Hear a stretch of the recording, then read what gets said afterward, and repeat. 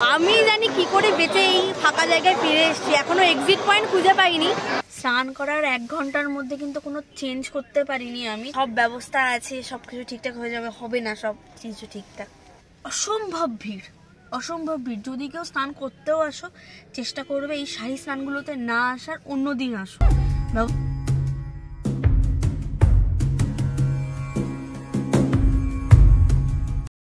তো এখন ঘড়িতে প্রায় 6:20 মতো বাজে, আর আমরা একটা বড় ডিসিশন নিয়েছিলাম যে আমরা যাব না কুম্ভ মেলাতে, কারণ ওখানে তো অলরেডি সঙ্গম ঘাট বন্ধ করে দিয়েছে। আড়াইল ঘাটেও স্নান হবে কিনা শিওর ছিলাম না, কিন্তু আমাদের যিনি হোটেল ওনার, উনি গাড়ি ঠিক করে দিলেন আর বললেন তোমরা যাও, কোনো প্রবলেম হবে না। এখন না যাওয়া অবধি বুঝতে পারছি না। আর এখান থেকে 4,000 টাকা 3,500 টাকা ভাড়া, সেই ভাড়া পড়ছে কিন্তু গাড়ির 6,500 টাকা। এখনই বেরোবো, 7টার মধ্যে, 6:45টার মধ্যেই বেরিয়ে পড়বো। আর আমাদের ইচ্ছে আছে যদি পৌঁছতে পারি তো রাতের মধ্যেই স্নান করে সকাল 11টার মধ্যে ওখান থেকে বেরিয়ে পড়বো কুম্ভ মেলা থেকে। তো চলো দেখা যাক কী হয়। তো বেনারসে এসে রিক্সাও চড়া হয়ে গেল। তোমরা হয়তো একটু কম শুনতে পাবে, এখানে খুব বাইরের আওয়াজ হচ্ছে। এই রিক্সা করেই যাবো গাড়িতে। তো ওখান থেকে জানি না কি হবে, ভগবানের নাম নিয়ে, বাবার নাম নিয়ে বেরিয়ে তো পড়েছি। এখন বুঝতে পারছি না কি হবে, একটু টেনশনও হচ্ছে।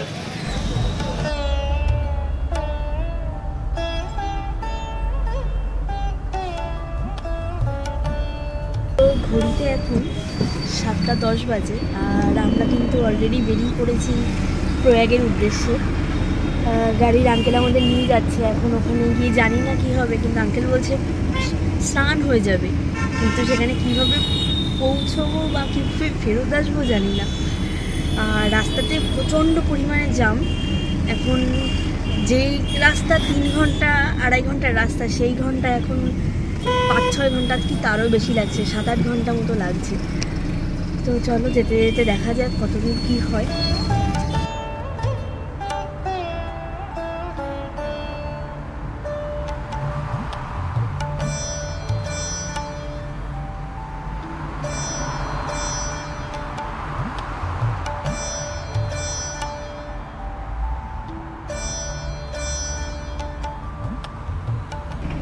এখন প্রায় 11টা বাজে, আর এখনও কিন্তু আমরা জ্যামে আটকে পৌঁছাইনি। এখনও এখান থেকে 13 থেকে 14 কিলোমিটার প্রয়াগরাজ, মানে কুম্ভ এরিয়াটা। তো দাও তোমাদেরকে দেখাই।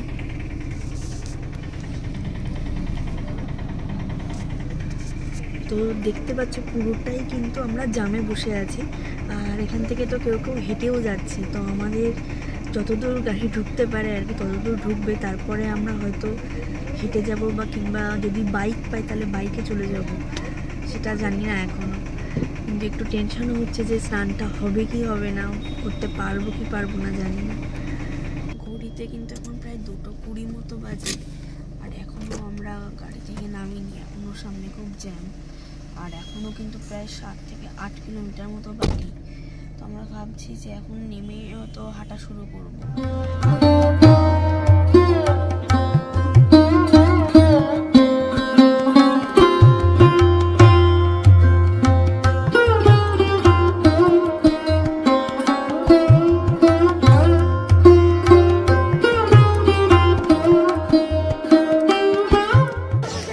এখন কিন্তু রাত প্রায় 3টে বাজে, আর আমরা এখন থেকে হাঁটাটা শুরু করলাম। আর আমাদের পেছনে দেখো কত মানুষ, আগেও দেখো কত মানুষ। এখনও যেতে 1.5 ঘন্টা মতো লাগবে। তারপর আমরা যে ঘাটে এসেছি সেটা কিন্তু আইরাবাদ ঘাট, আইরাবাদ সঙ্গম ঘাট। তো আমরা এসেছি বাইকে করে সত্যনাগর থেকে, ওখান থেকে আমরা বাইকে এসেছি। পার হেড কিন্তু 150 টাকা নিয়েছে। তো আমরা খুব তাড়াতাড়ি চলে এসেছি। আর এখান থেকে এটাই সঙ্গম ঘাট, আর একটা সঙ্গম ঘাট। তো এখান থেকে স্নান করে ইচ্ছা আছে 5টার মধ্যেই গাড়িতে গিয়ে উঠবো। তোমরা দেখতেই পাচ্ছ কি পরিমাণে লোক। এখন যে রাত 4টে বাজে সেটা কিন্তু বোঝার কোনো উপায়ই নেই, এত কাতারে কাতারে লোক এসছে। তো এইটুকু ক্লিপ নিতে পেরেছি, এরপরে আমার আর সাহস হয়নি আমি ফোনটা তুলে একটা ক্লিপ নেই তোমাদেরকে দেখাই। পা রাখার জায়গাটুকু ছিল না, এত প্রচণ্ড ভিড়।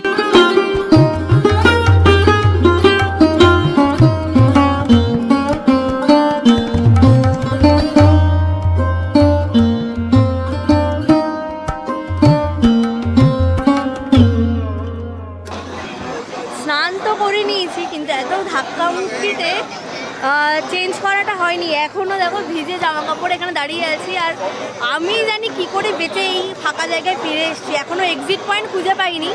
তো আমরা যেদিন যাই মহাকুম্ভে, সেদিনটি ছিল 29শে জানুয়ারি, মৌনী অমাবস্যার প্রধান শাহী স্নান।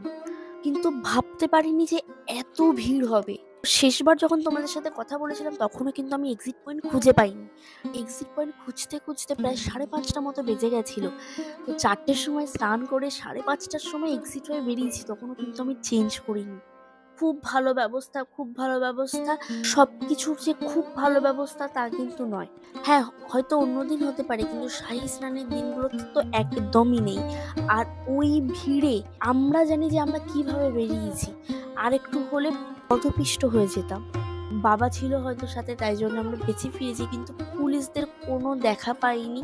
উল্টে কেউ কেউ বলছে তারা পুলিশদেরকে ডাকতে গেলে পুলিশ বলছে আপনারা যদি আপনাদের প্রাণ নিয়ে বেঁচে ফিরতে পারেন তাহলে তাড়াতাড়ি এখান থেকে বের হয়ে মহাকুম্ভ এরিয়া থেকে দূরে যান। তো আমরা কিন্তু এখন বাইকে উঠে গেছি, যাচ্ছি। আমাদের গাড়ি দাঁড়িয়ে আছে হোটেল বাসেরার ওখানে, কিন্তু আমরা অত দূর যাচ্ছি না, তার কিছুটা আগেই নেমে যাব। তার জন্যে প্রায় ভাড়া পড়ছে 400 টাকা মতো। আর যখন আমরা এসেছিলাম তখন কিন্তু আমরা চেতনাথ থেকে বাইক ভাড়া করেছিলাম, তার পার হেড পড়েছিল 100 থেকে 150 টাকা মতো। এটা তোমাদের বার্গেনিং করতে হবে, কিন্তু এখানে বার্গেনিং কোনো কাজ করছে না এখন।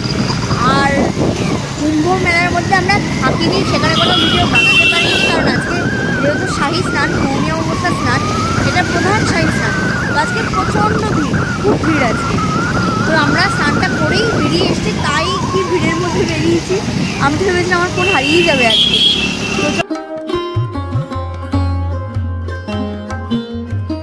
এই ব্যবস্থাটা এত ভালো করেছে যে ওই পাশে যারা যাচ্ছেন তারা কিন্তু শুধুমাত্র কুম্ভ স্নানের জন্য যাচ্ছেন, আর এ পাশে তারা সবাই ফিরছেন কুম্ভ স্নান থেকে। সুতরাং ওই যে যাওয়া আসার একটা ধাক্কামুক্কি সেটা কিন্তু নেই, একেবারেই নেই। আর তা বাদে এই প্রধান স্নানের দিনগুলোতে যা দেখলাম, কোনোরকম কিন্তু গাড়ি ঢুকতে দিচ্ছে না। প্রায় 10 থেকে 15 কিলোমিটার আগে থেকেই সমস্ত সব গাড়ি ওনারা থামিয়ে দিচ্ছেন। কুম্ভ এরিয়া থেকে বেশ কিছুটা রাস্তা বাইকে আসার পর কিন্তু মেন রোডে ওঠার আগেই আমাদেরকে বাইকটি নামিয়ে দেয়, কারণ পুলিশ কোনোরকম কোনো যানবাহন মেন রাস্তায় উঠতে দিচ্ছিল না, শুধু সরকারি বাস ছাড়া। কিন্তু সরকারি বাসও একটা ডিস্টেন্সে পরে আর পুলিশ ঢুকতে দিচ্ছিল না। বাইক থেকে নামার পরেও কিন্তু কম করে হলেও প্রায় 7 থেকে 8 কিলোমিটার আমরা হেঁটেছি। তো হাঁটতে হাঁটতেই দেখো সকাল হয়ে গেছে। তো দেখতেই পেলে আমরা কিন্তু আস্তে আস্তে প্রায় সূর্যোদয় হয়েই গেছে। আর একটু কষ্ট হলেও না, এক্সপিরিয়েন্স, লাইফ টাইম এক্সপিরিয়েন্স এটা। মানে এটা 144 বছরে হয়, তো আমি বা আমার পরবর্তী 3 পুরুষও বোধহয় এটা পাবো না। কিছুদিন হাঁটার পরেই দেখি এই আঙ্কেলটি সকাল সকাল পকোড়া ভাজছিল। না না, পকোড়া খেতে দাঁড়ায়নি, চা খেতে দাঁড়িয়েছিলাম। সকাল সকাল পকোড়া আমার পেটে তো সহ্যই হবে না। তো 1 কাপ চা আর একটা জলের বোতল কিনে আমরা আবার হাঁটতে শুরু করে দিয়েছিলাম গাড়ির উদ্দেশ্যে। আমরা এখন গাড়িতে উঠে বসলাম, তার আগে পাটা ধুয়ে নিয়েছি। স্নান করার 1 ঘন্টার মধ্যে কিন্তু কোনো চেঞ্জ করতে পারিনি আমি, তারপর অনেক কষ্টে একটা জায়গায় গিয়ে চেঞ্জ করেছি। আর অসম্ভব ভিড়, অসম্ভব ভিড়। যদি কেউ স্নান করতেও আসো, চেষ্টা করবে এই শাহী স্নানগুলোতে না আসার, অন্য দিন আসো। ব্যবস্থা অনেক ভালো, কিন্তু ব্যবস্থা ভালো ভালো কিন্তু জানি না রাত্রে পুলিশদের কি হয়। রাত্রে একটাও পুলিশ দেখতে পাইনি। আর এখন যাব কোথাও একটা দাঁড়িয়ে খাবো, কালকে দুপুর থেকে কিছু খাওয়া হয়নি। গাড়িতে ওঠার পর এতটা ক্লান্ত লাগছিল, মনে হচ্ছিল কখন একটু ঘুমোবো, কখন একটু ঘুমোবো। না তো ঘুম হয়েছে কাল থেকে, না খাওয়া হয়েছে। তো ঘড়িতে এখন প্রায় 10টার মতো বাজে, আর আমরা একটা টি স্টলে দাঁড়ালাম কিছু টিফিন করতে। কিন্তু এখানে দেখছি সকাল সকাল এরা পকোড়া খাচ্ছে। আমাদের ড্রাইভার এই পকোড়ার বাটিটাতে হাতে ধরিয়ে চলে গেল। এখন আমি ভাবছি আমি খাবো কি খাবো না, আর আমার এমনি অ্যাসিডিটি হয়, গ্যাস্ট্রিকের প্রবলেম, আর 7 সকালে খালি পেটে আমার পকোড়া, তার মধ্যে গুরুতর প্রবলেম। জানি না, যারা যাচ্ছ এটা ভাববে না যে কুম্ভতে যাচ্ছি সব ব্যবস্থা আছে, সবকিছু ঠিকঠাক হয়ে যাবে, হবে না সব কিছু ঠিকঠাক।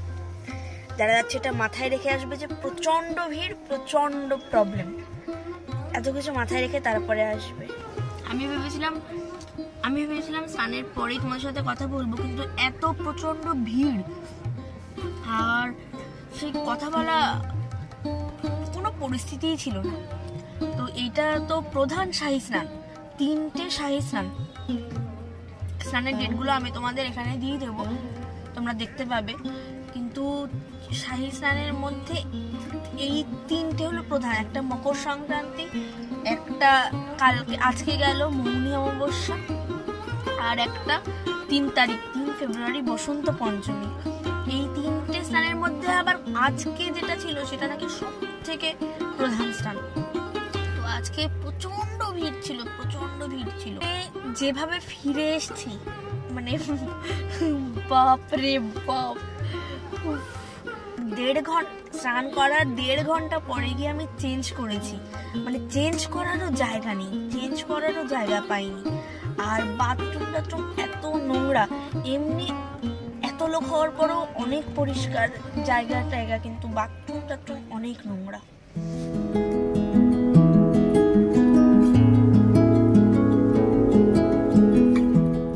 আর আমরা যখন ফিরছিলাম আমাদের গাড়িতে যাওয়ার জন্যে, তখন কিন্তু একটার পর একটা অ্যাম্বুলেন্স আসছিল মহাকুম্ভের এরিয়া থেকে। কিন্তু আমরা তখনও বুঝতে পারিনি যে এত অ্যাম্বুলেন্স কেন। পরে জানতে পারলাম কুম্ভ এরিয়ার মধ্যে অত বড় একটা দুর্ঘটনা ঘটে গেছে। বেনারসে যদি কখনো আসো, আগে থেকে কোনো রকম কমিটমেন্ট করবে না কাউকে, টাকা দিয়ে কোনো কমিটমেন্ট করবে না। এখানকার লোক, আমার এক্সপিরিয়েন্স দিয়ে আমি বলছি, খুব একটা কিন্তু ভালো না। এরকম ফার্স্টে হোটেলেরটা তো তোমরা জানো, সেকেন্ড হোটেলে যেদিন আমরা বেরোই এটার জন্য, আমরা তো বেরোতে চাইছিলাম না, ইউটিউবে এত ভিড় দেখলাম। তো তারপরে আমরা ভেবেছিলাম দশাশ্বমেধ ঘাট থেকেই স্নানটা করে নেবো, কিন্তু আমাদের হোটেলারা বললো যে আপনারা যান, কোনো প্রবলেম নেই, বাইক পেয়ে যাবেন, আমাদের সব সেটিং আছে, এখানে সেদিকে কোনো সেটিং নেই। সুতরাং সেই দিক দিয়ে কিন্তু খুব সাবধান। 3 দিন থেকে কিচ্ছু খাইনি সেরকম একটা, আর না খেয়ে পারলাম না এয়ারপোর্টে ঢোকার আগে। তো দেখো কি দিয়েছে: ভাত, ডাল, গ্রিন চাটনি, আলু চোখা আর আচার পেঁয়াজ।